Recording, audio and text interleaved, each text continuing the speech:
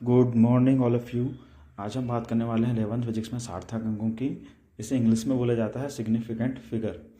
किसी भौतिक राशि को यथार्थतापूर्वक व्यक्त करने के लिए उपयोग में लाए गए अंकों की संख्या को सार्थक अंक कहते हैं। अब हम इसमें समझते हैं कि यथार्थतापूर्वक व्यक्त करने के लिए उपयोग में लाए गए अंकों की संख्या को सार्थक अंक कहते हैं। अब इसमें ये समझ में आना चाहिए कि जो यथार्थतापूर्वक शब्द है, यथार्थ का मतलब क्या होता है, इसे इंग्लिश में बोला जाता है एक्यूरेसी। तो कई बार क्या होता है कि जब हम किसी वस्तु का मेज़रमेंट करते हैं, किसी लेंथ को नापते हैं, तो एक उसकी एक्चुअल लंबाई होती है वास्तविक लंबाई, और एक होती है मापन द्वारा प्राप्त लंबाई। तो यथार्थता जो कहलाती है कि मापित मान वास्तविक मान के जितना निकट होता है वो उसे उस मापन की यथार्थता कहते हैं।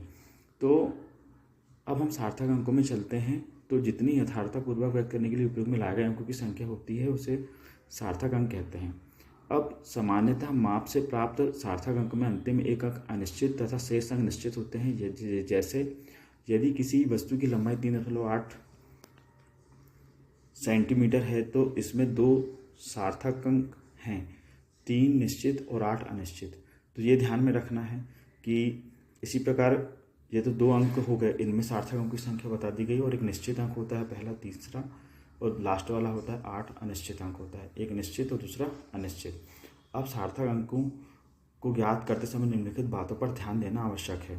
ऐसे हमारे पास 5-6 इसके नियम हैं, वो उनको ध्यान देना आवश्यक है। तो पहला नियम इस वीडियो में बताया गया है। किसी संख्या में दशमलव का स्थान परिवर्तित कर देने पर भी सार्थक अंकों की संख्या वही रहती है। जैसे 1.234 और 123.4 दोनों में सार्थक अंकों की संख्या कितनी है? 4 है। 4 डिजिट है इसमें, तो दशमलव के स्थान बदलने से सार्थकों की संख्या में कोई चेंज नहीं आता। आगे के नियम जो 2, 3, 4, 5 जो नियम हैं वो आगे के नेक्स्ट शॉर्ट्स में बताए गए हैं। Thank you.